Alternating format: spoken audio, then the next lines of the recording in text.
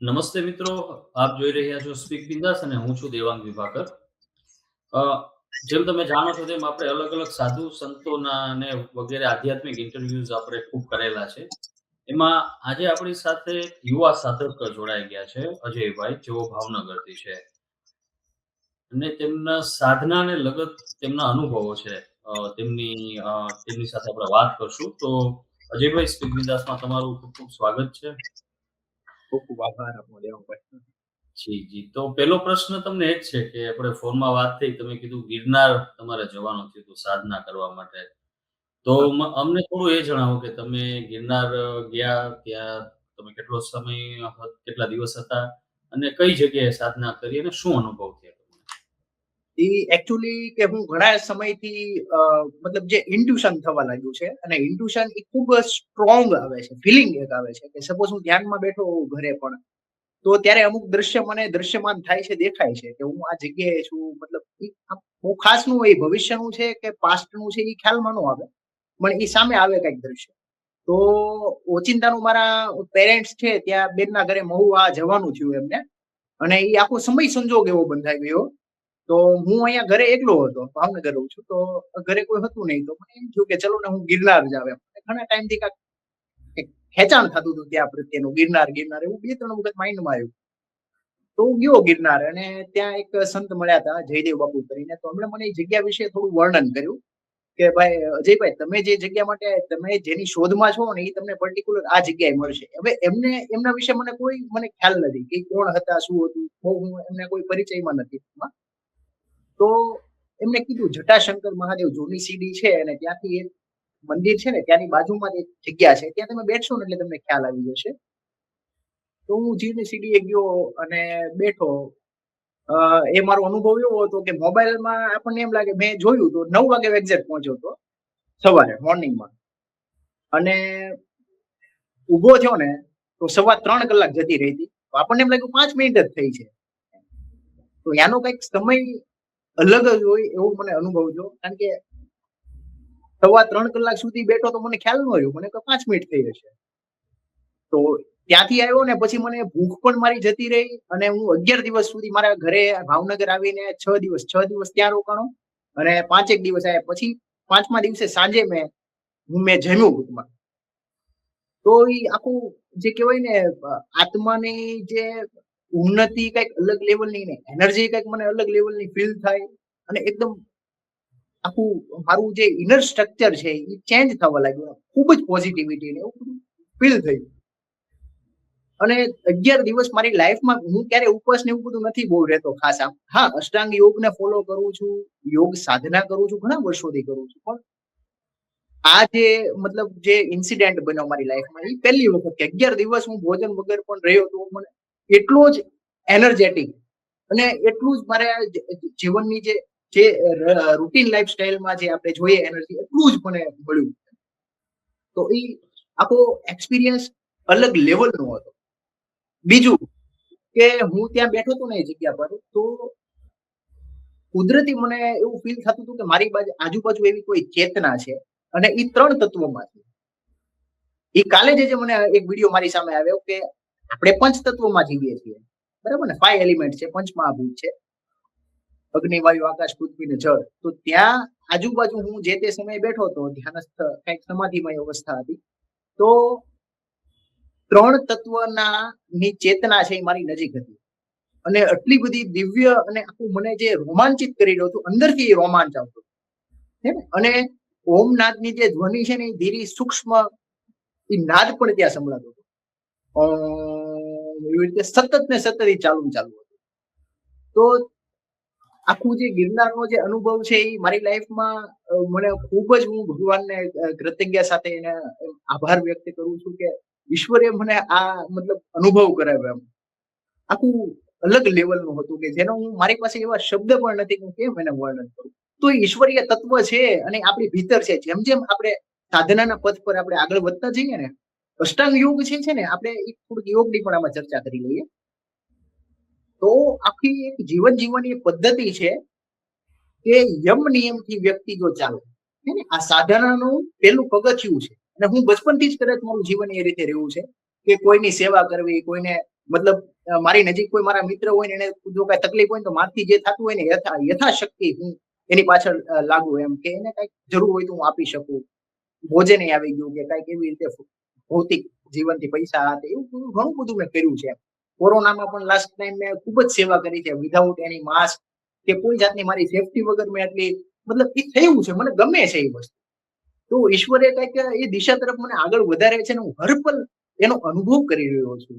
એ યોગ સાધના બહુ ઊંચી એક એક વિદ્યા છે જે બ્રહ્મ વિદ્યા કહેવાય. ઓમ તત્સિદિતિ શ્રીમદ ભાગવત ગીતા ઉપનિષદેશુ બ્રહ્મ વિદ્યાયામ યોગ શાસ્ત્રે શ્રી કૃષ્ણ અર્જુન સંવાદે યોગો નામ અધ્યાય. એટલે કે બ્રહ્મ વિદ્યા અને યોગ વિદ્યા બે એક છે, અલગ નથી. શ્રી કૃષ્ણ ભગવાન જે છે ગીતા તો આપણું એક ગીતાનો જે સાર છે ને યોગ છે એમ કહે છે ભગવાન.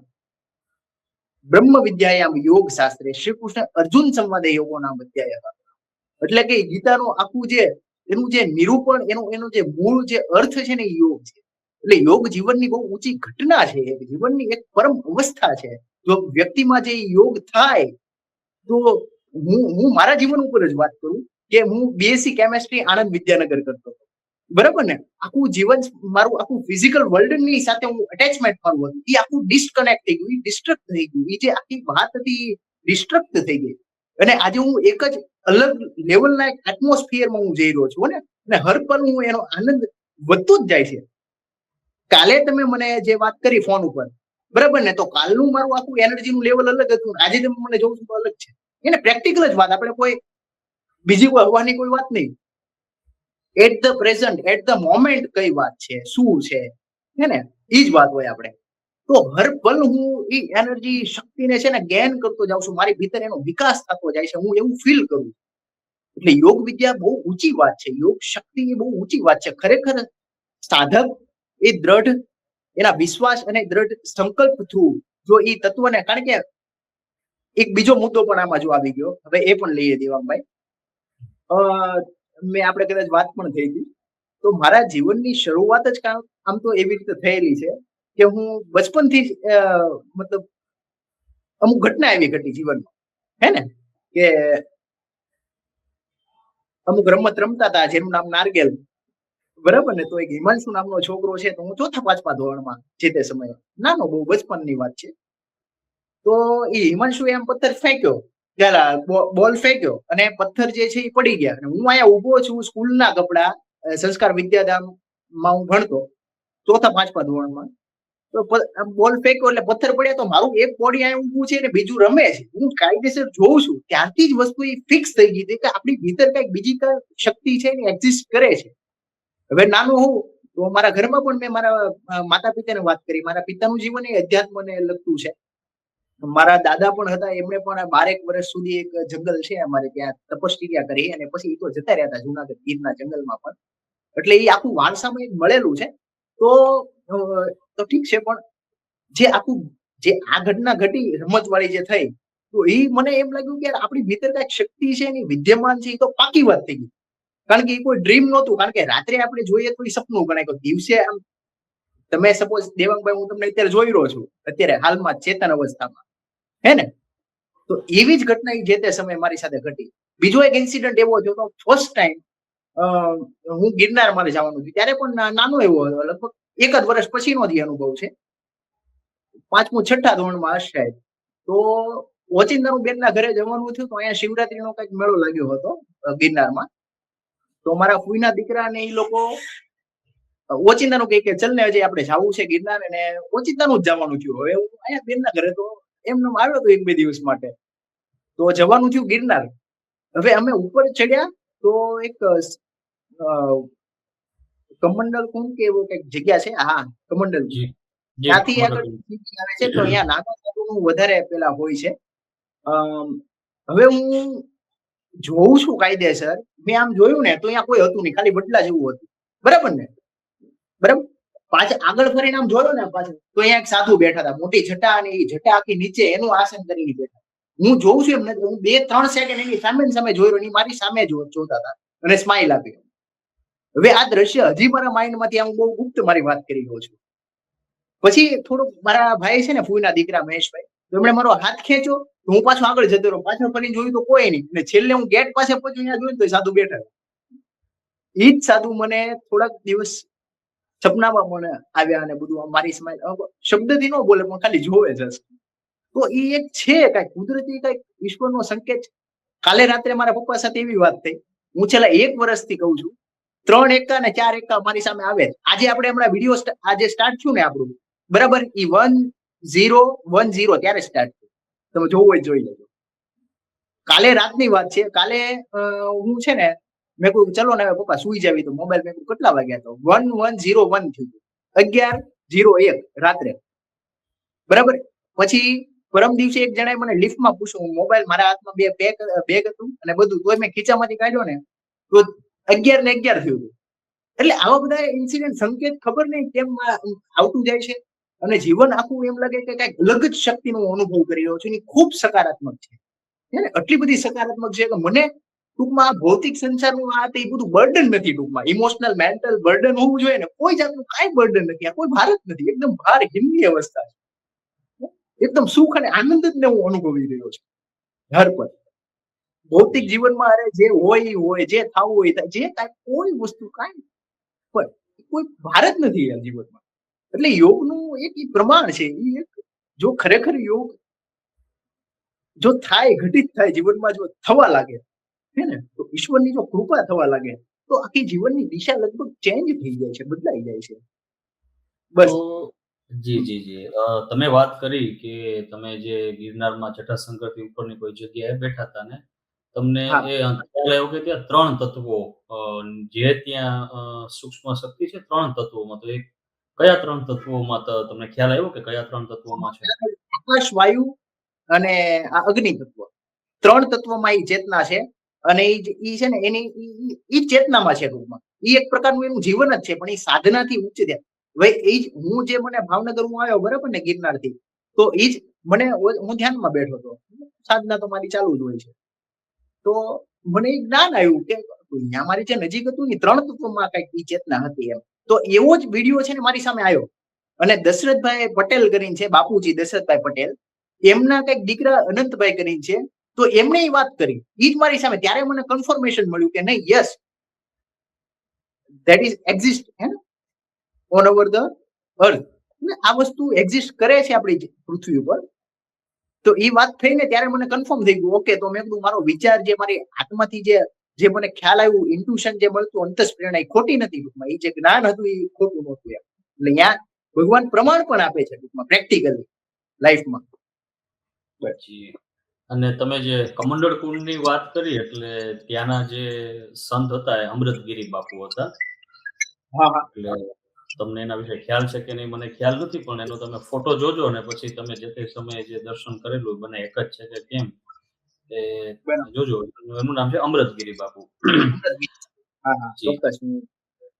અને ખાસ છે તમે આ કહો છો તમને 111 માં દેખાય છે, 10 માં 3 એકા કે 4 એકા દેખાય છે. તો તમને હા. ખ્યાલ આવ્યો કે એનો અર્થ શું છે? તમને શું કહેવા માંગે છે? કઈ કોઈ સંકેત છે? એ તમને કઈ ખ્યાલ આવ્યો?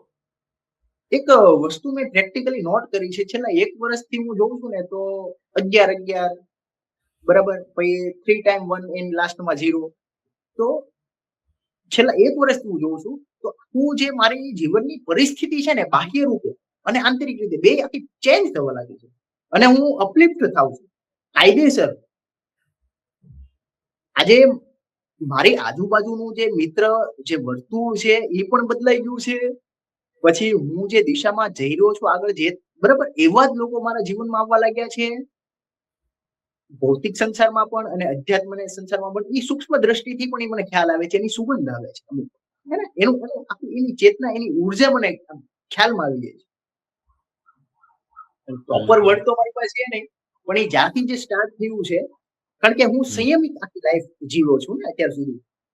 અષ્ટાંગ યોગને હું ખૂબ, મહર્ષિ પતંજલિ પ્રત્યે મારું બહુ આદર અને માન અંતર આત્માથી છે. ખબર નહીં એમની પ્રત્યે હું જોડાણ હોય મને ખબર નથી. અને એક શિવ છે, શિવ આપણા આદિ યોગી છે. તો એ તત્વ છે કાંઈ, તો એની સાથે આખું કનેક્શન કાંઈક અલગ લેવલનું છે. અને મને દિવસે ને દિવસે એ પ્રાપ્ત થાય છે, વધતું જ જાય છે ટૂંકમાં. તો એ જે 4 એકમનું ઈ જ છે કે એ સંકેત છે ટૂંકમાં. હું એને એવું માનું છું કે આપણા જે અધ્યાત્મનું જે મારું જીવન છે એ આગળ ને આગળ એ ચાલતું જાય છે ટૂંકમાં. અને રોજે રોજ થાય છે. એક દિવસ 1 વર્ષથી એવું થાય છે ને હજી પણ કોઈ એવો દિવસ ખાલી નહીં ગયો મારી સામે 3 એકા 4 એકા નહીં આવ્યા. કાલ રાતને ઈ આવ્યા કહું તો શું થાય જ છે એમ. હમણાં આપણે આ સ્ટાર્ટ કર્યું ત્યારે તે 1010 હતું. 10 મિનિટ અને 10 વાગે અને 10 મિનિટ એક્ઝેક્ટ મેં જોયું. જી, જી. એટલે એક નંબર છે એ જ્યોતિષના અંકશાસ્ત્રમાં એને સૂર્યનો નંબર કહેવાય છે ને સૂર્ય એટલે ઊર્જા. ઉર્જા. એટલે હું તમને વિશેષ એ પૂછવા માંગતો હતો કે એમાં તમને કોઈ એનો ખ્યાલ આવ્યો છે? પણ હવે તમે કહો છો કે તમને દેખાય છે પણ હજી મને લાગે છે એનું ચોક્કસ કારણ શું છે કદાચ ધીમે ધીમે ખ્યાલ આવશે. હા હવે આપણે હવે આપણે થોડી યોગ અને સાધનાની વાત કરીએ. હવે તમે પોતે પણ એજ્યુકેટેડ વ્યક્તિ છો. તમે વાત કરી બીએસસી કેમિસ્ટ્રીની વાત કરી. અને તમે જવાહર નવોદય વિદ્યાલયમાં પણ શિક્ષક તરીકે તમને હા. તક મળેલી. પણ હવે તમે અધ્યાત્મ માર્ગે છો એટલે તમે એમાં વિશેષ રસ ધરાવો છો. તો ખાસ હવે થોડું તમારું જે આપણે યોગ અને સાધના બેને અલગ લઈએ.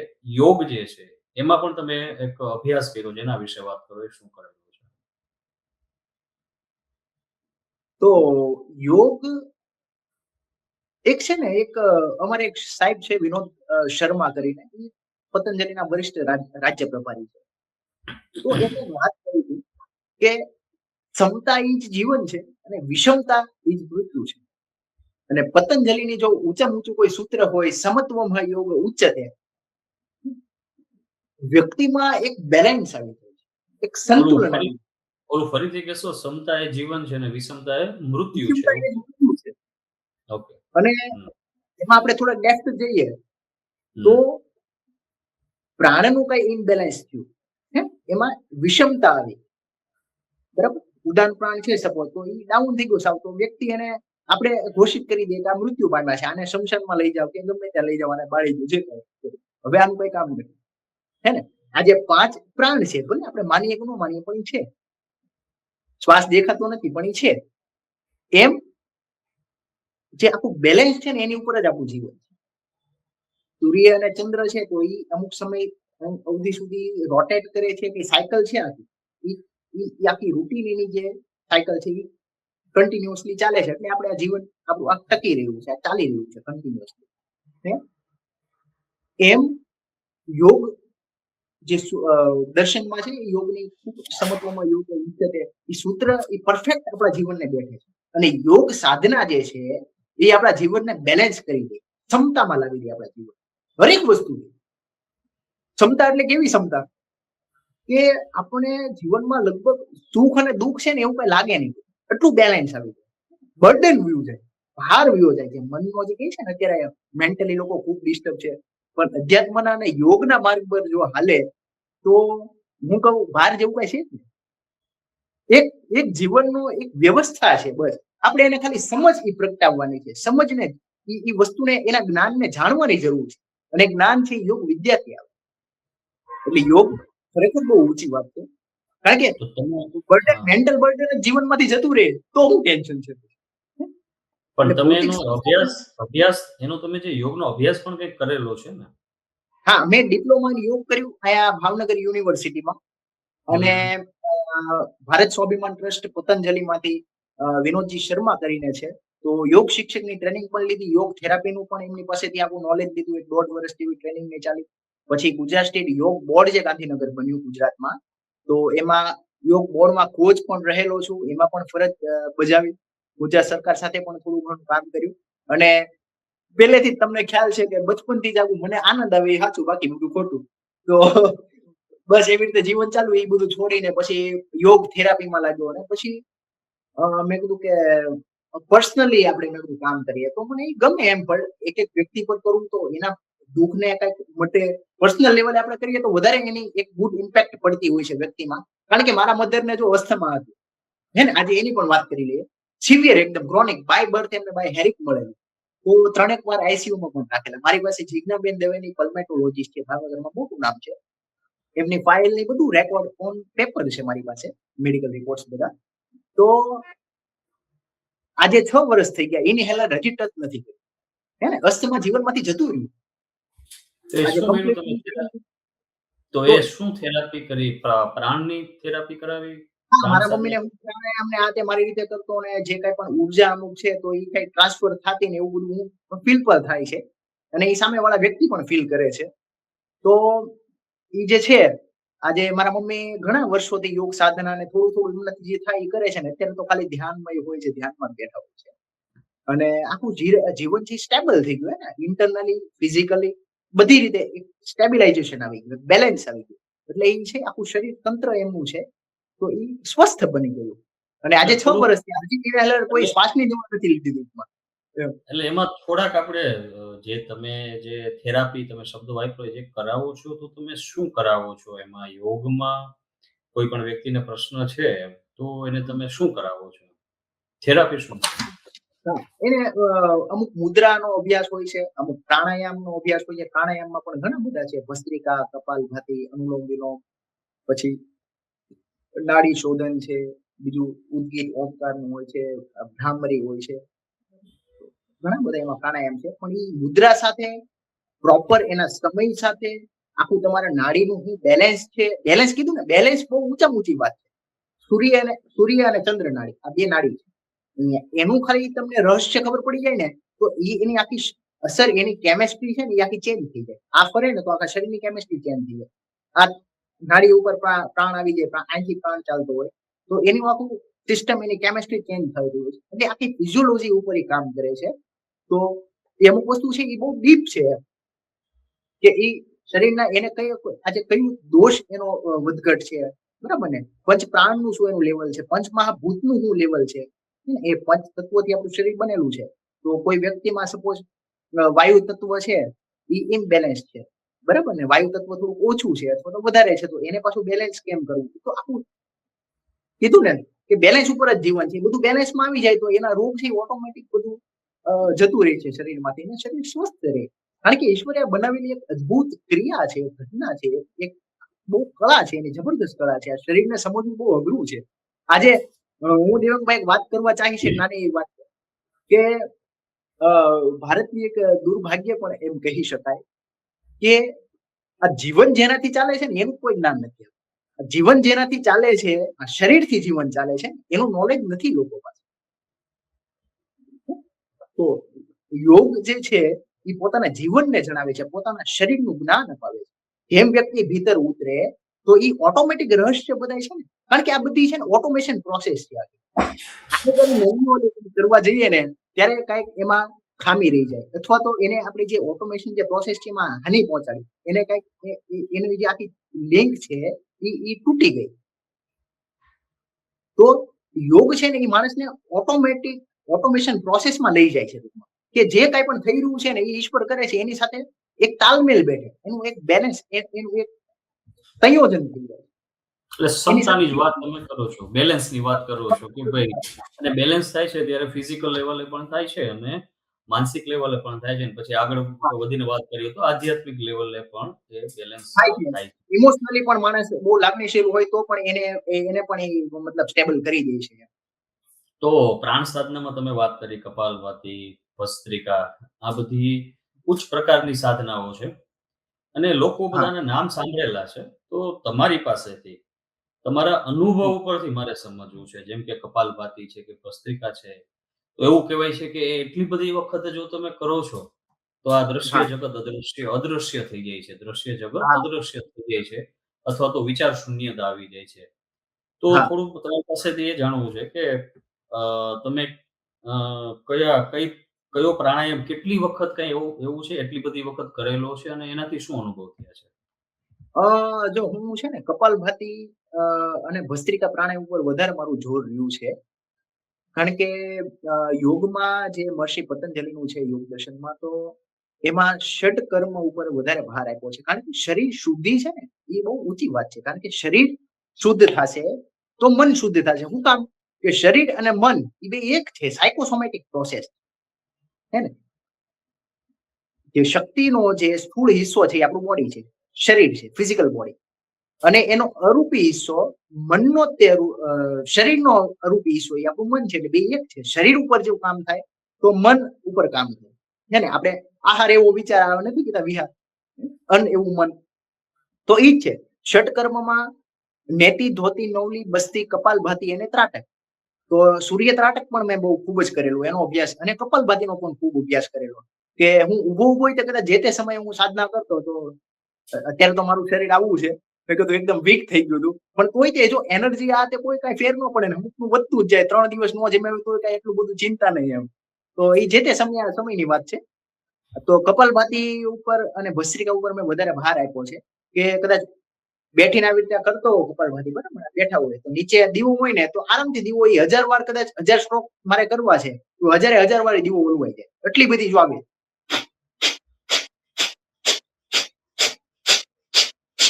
અને અનસ્ટોપેબલ, સમયથી પરે થઈ જાવી કદાચ. કારણ કે આપણે ત્યાં જે વસ્તુ શું છે આપણે જાણવું જ છે તત્વને. અને મારું તો બચપનથી જ એ રીતનું આખું રહ્યું છે કે જેની પાછળ પડવું એ મને જાણવાનું, બસ મને એ જ્યાં સુધી મને મળે નહીં ત્યાં સુધી મને નો ચેન્જ પડે. એ રીતનું આખું મારું બચપનથી મેન્ટાલિટી એવી રીતની રહી છે. તો એ કપાલભાતિમાં પણ એવું જ થયેલું.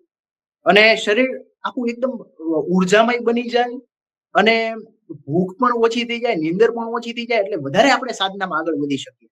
કારણ કે અમુક સમય છે, તો એ રાતનો અમુક સમય છે, તો એ સમય આપણે ધ્યાનમાં બેઠા હોઈએ તો બરાબર ને, તો આપણને જે જ્યોતિ સ્વરૂપી જે પ્રકાશ છે, જે આત્માનું જે રિયલ સ્વરૂપ છે, નિજ આપણું જે પોતાનું સ્વરૂપ છે, એ પ્રકાશ છે. અમારો પોતાનો અનુભવ છે, કોઈ વાત નથી ને.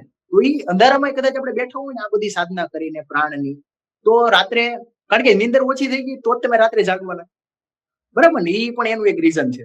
હવે નીંદર પૂરી જ ન થઈ તો રાત્રે કેમ જાગવાના? તો અમુક બ્રહ્મ મુહૂર્ત છે કે એવું કઈ સમય છે, તો ત્યારે બેઠા હોય તો અંધારું હોય ને તોય આપણને એમ લાગે કે લાઈટ કોકે ચાલુ કરીને મૂકી દીધી. એવો અમારો પર્સનલ અનુભવ છે. તો એટલે પ્રાણ સાધના બહુ ઊંચી વાત છે. પ્રાણની જો શુદ્ધિ થવા લાગે વ્યક્તિમાં, તો ઓટોમેટિક એનું જીવન છે ને એ મનમાંથી મુક્ત થાય. માણસ બહિર્લક્ષતામાંથી અંતરલક્ષતા તરફ મુખિત થાય. બાહ્ય જગત જે છે એ એને કાયદેસર હેલ્યુસિનેશન લાગે, એલ્યુશન લાગે કે યાર આ બધું ભ્રમ છે, આભાસી દુનિયા છે, એનું ભાન થવા લાગે. એટલે પ્રાણાયામ બહુ ઊંચી વાત છે, પ્રાણ સાધના બહુ ઊંચી વાત છે એમ. એટલે પ્રાણ સાધના ઉપર ખૂબ જ મારો અભ્યાસ છે. ખાસ કરીને તમે કીધું એમ મૂળ વાત કે કપાલભાતિ અને ભસ્ત્રિકા ઉપર થોડુંક મેં વધારે ભાર આપ્યો છે. બિલકુલ. જી, જી. અને તમે જે વાત કરી કે થેરાપી કરો છો, એટલે હા. થોડું એ પણ અમારા દર્શકોને જણાવો કે ભઈ કોઈ તમારો સંપર્ક કરી શકે તો કયા પ્રશ્નો માટે કરી શકે? અથવા તો તમે કોઈ શિબિર કરો છો કે કેવી રીતના કાર્ય કરો છો? વચ્ચે પહેલા હું છે ને થોડા એકાદ વર્ષ પહેલા તો બધું એ રીતનું મારું થોડું જીવન હતું કે હું લોકો સાથે સંપર્કમાં રહેતો આ તે, પણ 1 વર્ષથી હું થોડુંક અલિપ્તતામાં જીવવા લાગ્યો છું. કારણ કે આની જે ઉર્જા છે ને આમ ખેંચી લે છે. અહીંયા ખેંચાઈ જાય વ્યક્તિ. અત્યારે હું એ તરફ ખેંચાવા લાગ્યો છું. તો મેં બધું હમણાં સંપર્ક ને બધા સાથે મળવાનું આ તે બધું બંધ કરી દીધું. પણ તેમ છતાં હવે હું શું આ ગિરનારનો એક અનુભવ થઈ ગયો એ મારી માટે બહુ વિશેષ વાત રહી.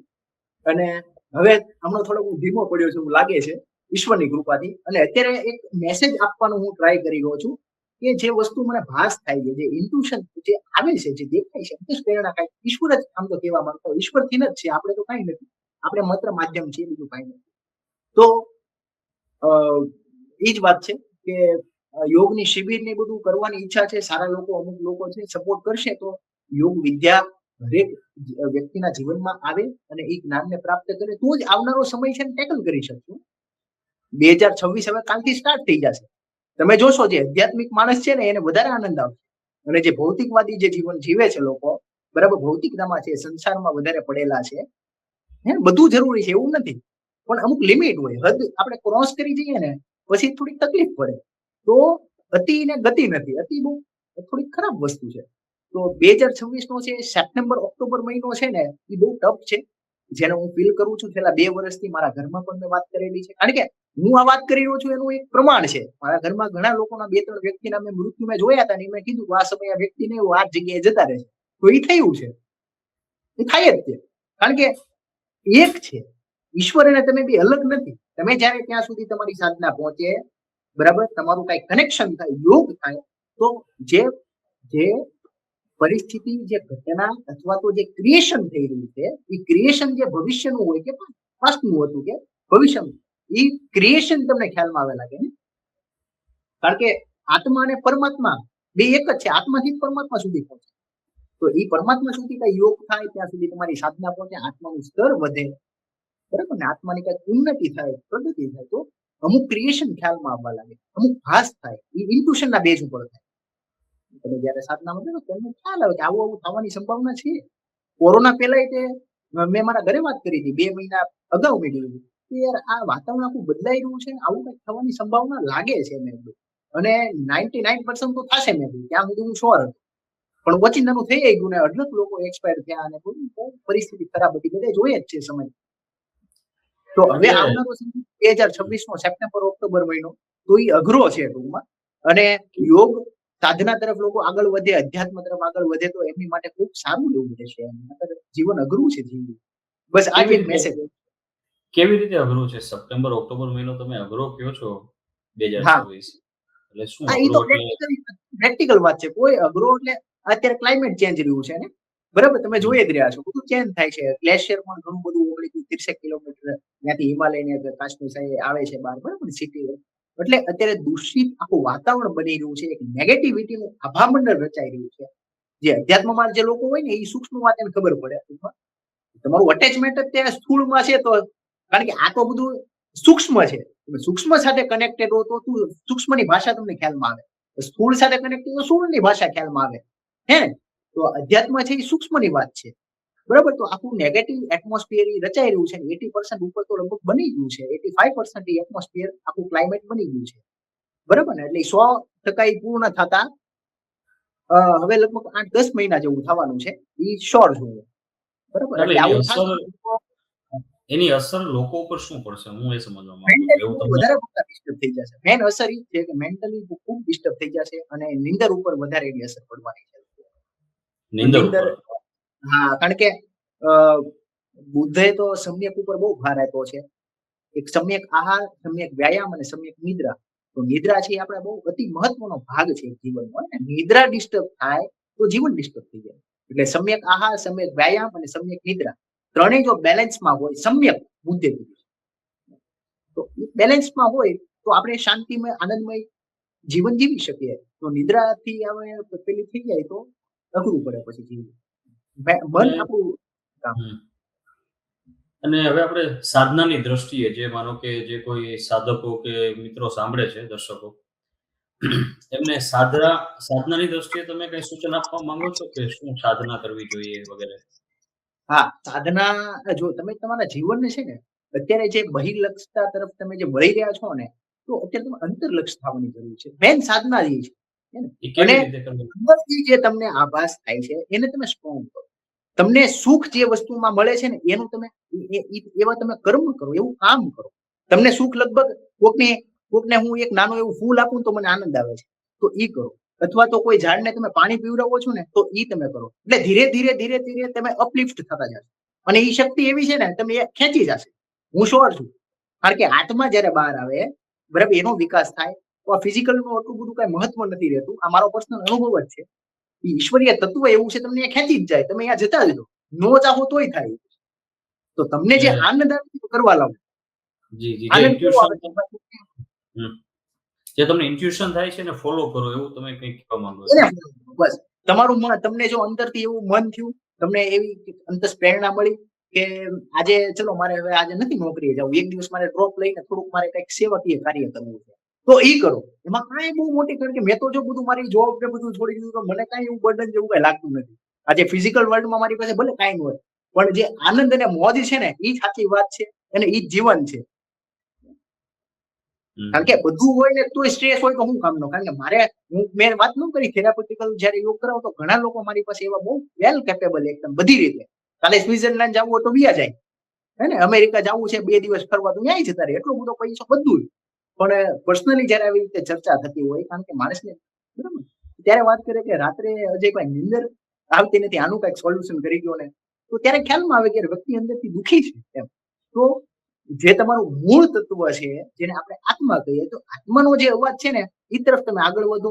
એ ભલે તમને કાંઈ દુઃખ નહીં પડે, અત્યારે તમને એમ લાગે કે મારી પાસેથી આ, મતલબ મારું આ સંબંધ છૂટી ગયા, કે મારી પાસેથી એટલો પૈસો જતો રહ્યો, હે ને? તો એ ખાલી તમને એક ભાસ થાય, બીજું કાંઈ માં દુઃખ જેવું કાંઈ છે નહીં. તમે જયારે એ મૂળ તત્વ સાથે જોડાઈ જાવ ને ત્યારે આનંદ સિવાય બીજું કાંઈ નહીં વધે તમારી લાઈફ. આ પર્સનલ મારો અનુભવ છે અને આ મૂળ આ યોગનો તમને કહેવાય ને મૂળ છે, મોરલ છે. આનંદ સિવાય તમારી પાસે કાંઈ નહીં વધે. બહાર જે થવું થાય પણ તમે મોજમાં હશો અને મોજ છે એ જ એક સમાધિની અવસ્થા છે. આનંદ છે પરમ આનંદ ઈ છે. જી, જી.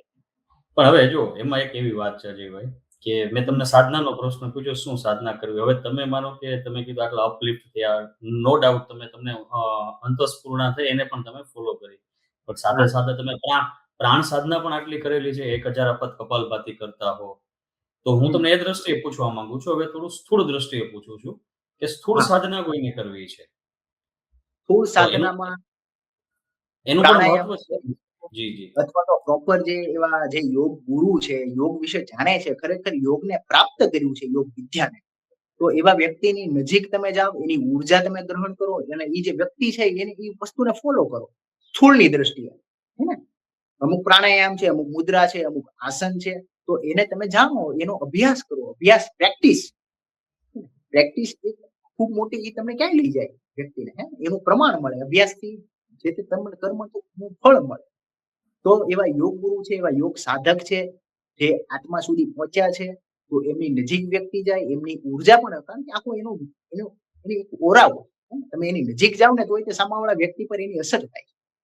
આજે રોજ જેટલા લોકો મારી નજીક કર્યા આવે આ કોઈ અહંકારની કેવી કોઈ વાત નથી પણ આ સત્ય છે. હું જે રોજ હું ફીલ કરું છું એની વાત રોજિંદા જીવનમાં આ વસ્તુ મને દેખાય છે, પ્રેક્ટિકલ અનુભવાય છે. તો એવા વ્યક્તિની નજીક તમે જાઓ અને પ્રોપર યોગ સાધના શીખો તો એ ખૂબ જ તમારા જીવન માટે બેટર રહેશે. જી, સ્થૂળ દ્રષ્ટિએ તો પ્રાણાયામ છે, આસન છે, અમુક મુદ્રા છે, બરાબર ને? અને અમુક નીતિ નિયમ છે. બસ એટલું જ ફોલો કરવાનું છે. જી, જી. ના, ચોક્કસ અજયભાઈ મારે તો જે પૂછવાનું હતું એ પૂછી લીધું. તમારે કોઈ ચોક્કસ કાંઈ મેસેજ આપવાનો હોય તો તમે આપી શકો છો. મેસેજ બસ દેવાંગભાઈ એ જ છે કે લોકો અ, યોગ તરફ વળે, અધ્યાત્મ તરફ વળે, અંતરલક્ષ્ય થાય અને પોતાના જીવનનું એક કલ્યાણ કરે. પોતાના આપણે બીજાનું તો ઠીક છે પણ પોતાનું તમે કરો. તો એ જ એક મેસેજ છે. આવનારો સમય અઘરો છે. થોડુંક ભૌતિક સંસારમાંથી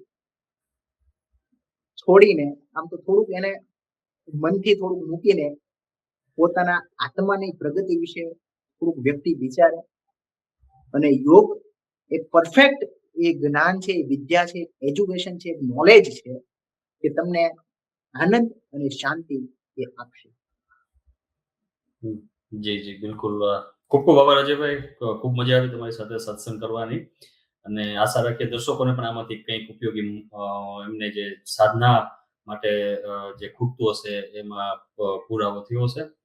અને ફરી પાછા આપણે ક્યારેક મળીશું. પણ આજે ખૂબ આનંદ થયો એના માટે ખૂબ ખૂબ આભાર. Thank you. આભાર.